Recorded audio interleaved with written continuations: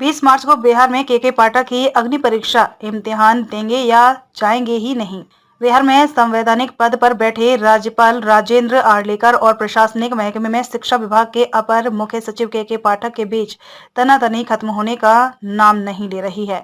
के पाठक BC, professor BC और विश्वविद्यालयों के अन्य पदाधिकारियों की लगातार बैठकें बुलाते रहे हैं, पर राजभवन उनकी बैठकों में शामिल होने से विश्वविद्यालय अधिकारियों को मना करता रहा है। एसीएस की बुलाई 3 बैठकों में कोई नहीं पहुंचा, फिर भी के पाठक ने हार नहीं मानी। उन्होंने चौथी बार बैठक बुलाई।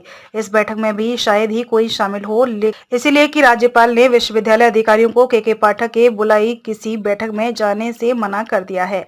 नाराज होकर अपर मुख्य सचिव ने दूसरी बार इन अधिकारियों के वेतन पर रोक लगा दी है।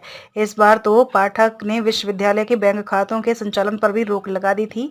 एफआईआर तक का आदेश दे दिया था, हालांकि बाद में उसे वापस ले लिया। क्यों बार बार बैठक बुलाते रहे हैं के पाठक? दरअसल सीएम नीतीश कुमार ने के पाठक को शिक्षा विभाग का अपर मुख्य सचिव बनाकर उन्हें बिहार की बेपटरी हुई शिक्षा व्यवस्था को पटरी पर लाने का जिम्मा दिया है। प्राथमिक से लेकर उच्च विद्यालयों तक को सुधारने के पाठक ने अब तक जो प्रयत्न किए हैं उनका सुफल भी सामने आया है। इससे उत्साहित होकर उन्होंने विश्वविद्यालय को भी सुधारने की ठानी है। बिहार में छात्रों की यह शिकायत आम है कि समय पर परीक्षाएं नहीं होती हैं, परीक्षा फल विलंब से जारी होते हैं। इससे छात्रों को भारी परेशानी का सामना करना पड़ता है। प्रतियोगी परीक्षाओं को पास करने और नौकरी के लिए चयनित होकर भी छात्र परीक्षा फल समय पर नहीं मिलने के कारण अवसर से वंचित हो जाते हैं। समय पर परीक्षाएं हो और परिणाम जारी हो जाए। इसी संदर्भ में के पाठक विश्वविद्यालयों के BC, professor BC, pro BC और परीक्षा नियंत्रकों के साथ बैठक करना चाहते हैं। वे इसके लिए कैलेंडर बनाना चाहते हैं ताकि सब कुछ समय पर सुनिश्चित किया जा सके।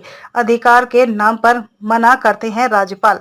राजभवन का कहना है कि विश्वविद्यालय अधिनियम के मुताबिक विश्वविद्यालयों के अधिकारियों की बैठक बुलाने का अधिकार सिर्फ राज्यपाल को है। संवैधानिक प्रमुख हो जाने के नाते राज्यपाल विश्वविद्यालयों के कुलाधिपति चांसलर होते हैं। प्रशासनिक महकमे का कोई अधिकारी इनकी बैठक नहीं बुला सकता है। इस जिच में राजभवन बीसी और अन्य विश्वविद्यालय के अधिकारियों को बैठक में जाने से मना करता है। अपर मुख्य सचिव ने 3 बार बैठक बुलाई, लेकिन राज्यपाल की मनाही के बाद बैठक में कोई शामिल नहीं हुआ है। पहली बैठक 28 फरवरी को बुलाई गई थी, दूसरी बार 9 मार्च और तीसरी बार 15 मार्च को के पाठक ने बैठक बुलाई। बैठक में कोई नहीं पहुंचा।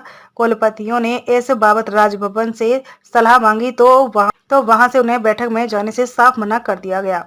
अब चौथी बार के पाठक ने बैठक बुलाई है। हालांकि इससे पहले ही राजभवन ने 20 मार्च को सभी कुलपतियों की बैठक बुलाई है। इसमें के पाठक को भी हाजिर होने को कहा गया है। एसीएस की बैठक में जाने से राजभवन ने रोका। पहली बार 28 फरवरी को शिक्षा विभाग ने विश्वविद्यालय अधिकारियों की बैठक बुलाई थी। राजभवन के बिना उनकी अनुमति के बैठक में भाग लेने से मना कर दिया। इस तरह 4 बैठकें एसीएस ने बुलाई पर कोई नहीं पहुंचा। नाराज होकर एसीएस ने उनके वेतन रोक दिए, एफआईआर करा दी। तनातनी इतनी बड़ी कि तत्कालीन शिक्षा मंत्री विजय चौधरी और डिप्यूटी सीएम सम्राट चौधरी को हस्तक्षेप करना पड़ा। वे राजभवन गए, बैठक हुई, फिर वेतन भुगतान से रोक हटाई गई। अब तो कुलाधिपति के नाते राज्यपाल ने ही 20 मार्च को बैठक बुला ली है। खास बात यह है कि बीसी के अलावा बैठक में एसीएस को भी हाजिर रहने के लिए कहा गया है।